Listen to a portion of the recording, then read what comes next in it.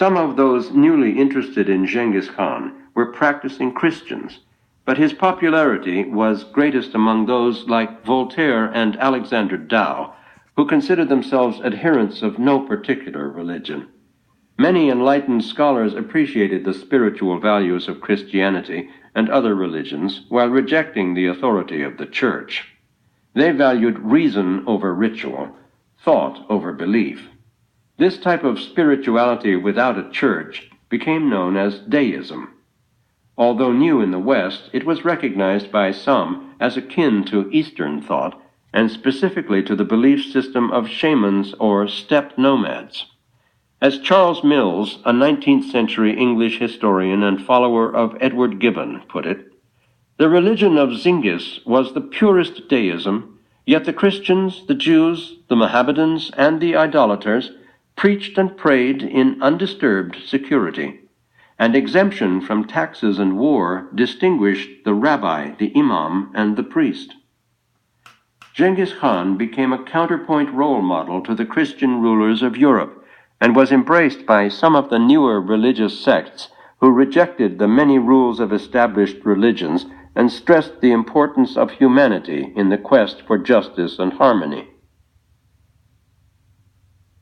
Although the revival of interest in Genghis Khan in the West began with 17th century French scholars, his legacy had its greatest impact in 18th century North America, as colonial leaders chafed under the authority of a distant king. In their struggle to achieve independence, American rebels sought historic models outside the confines of European experience. During the 18th century, colonial merchants from Charleston to Boston sold books on the Mongol leader. Benjamin Franklin, a connoisseur of French culture and a free-thinking deist, did much to popularize Petit de la Croix's biography by printing advertisements for it in his newspaper and selling it by mail order from Philadelphia for delivery throughout the colonies. 18th century American scholars, without a true intellectual history of their own, searched eagerly for models of moral governance and justice beyond the pool of Western European experience. In the quest for alternate concepts, they read widely about the history of Asian leaders. Benjamin Franklin was in London during the debut of Murphy's play, and he not only acquired a copy for his library, but also bought copies of the vituperative celebrity feud correspondence between Murphy and Voltaire over who deserved credit for the play. In March 1764, The Orphan of China opened in America at the new theater on Queen Street in Charleston, South Carolina, followed by openings at the Southwark Theater in Philadelphia in 1767 and in New York at the John Street Theater the following year. In 1779, the play was revived using British soldiers as actors during their occupation of New York at the height of the American Revolution. It was performed in 1789 in the newly selected capital of Philadelphia and continued to be popular for another 50 years. Thomas Jefferson was one of many intellectuals to embrace the new popular interest in Chinese subjects. In a letter dated August 3, 1771, to his brother-in-law, Robert Skipwith, he skipped over both the Murphy and Voltaire plays about Genghis Khan and recommended that he read the original Yuan Dynasty version, then available only in a French translation. Jefferson was deeply influenced by Petit de la Croix's biography of Genghis Khan. He too perceived some good in all religions, but not enough in any one of them. Earlier, he had bought several copies of the Genghis Khan biography in the original French language. He kept some for himself and offered others as gifts, including one to his daughter. One of these copies joined the first books to enter the United States Library of Congress. After the British burned the new capital city of Washington in the War of 1812 and destroyed the 3,000 volumes of the Congressional Library, Jefferson offered his library for sale to form a new Library of Congress.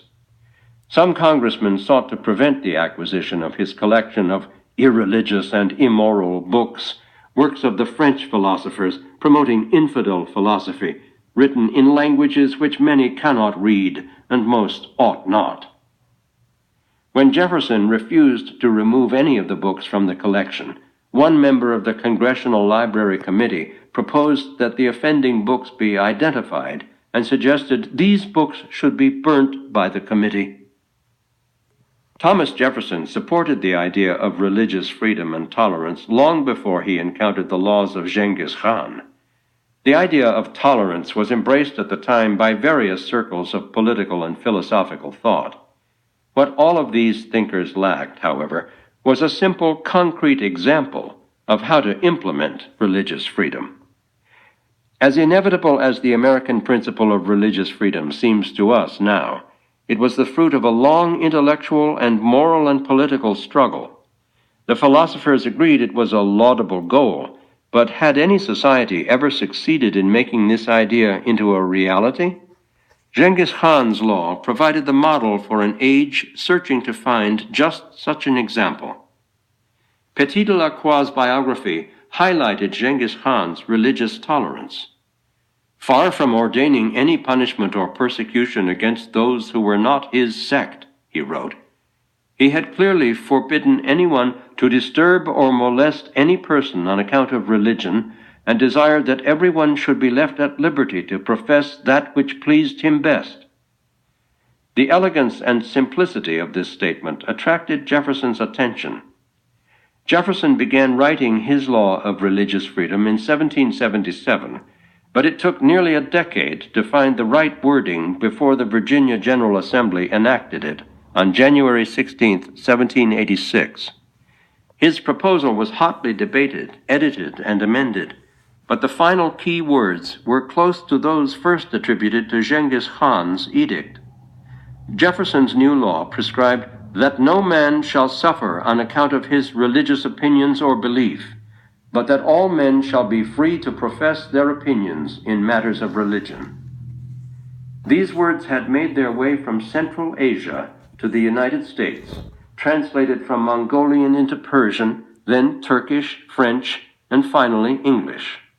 Though they may not have been Genghis Khan's original words, they perfectly embodied the spirit of his inclusive and expansive quest for God. In an undated memo preserved in the Library of Congress, Jefferson requested that only 3 of his achievements be engraved on his tombstone.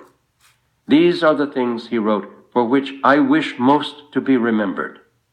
He listed them as author of the Declaration of American Independence, of the Statute of Virginia for Religious Freedom, and father of the University of Virginia. As first enacted in Virginia, Jefferson's law applied only to that state, but it was later incorporated into the United States Constitution as the First Amendment. Over the years, it has made its way into the constitutions and laws of most countries, from Genghis Khan through Juvayni, Rashid al-Din, Bar Hebraeus, Chaucer, La Roche-Guilhem, Petit de la Croix, to Thomas Jefferson and the world. The concept of religious freedom as a fundamental national principle has survived. Whether citizens today, in an increasingly globalized world marked by a rise in both religious pluralism and religious fundamentalism, can uphold and honor the spirit of this law is the next chapter in our history, one that we all continue to write.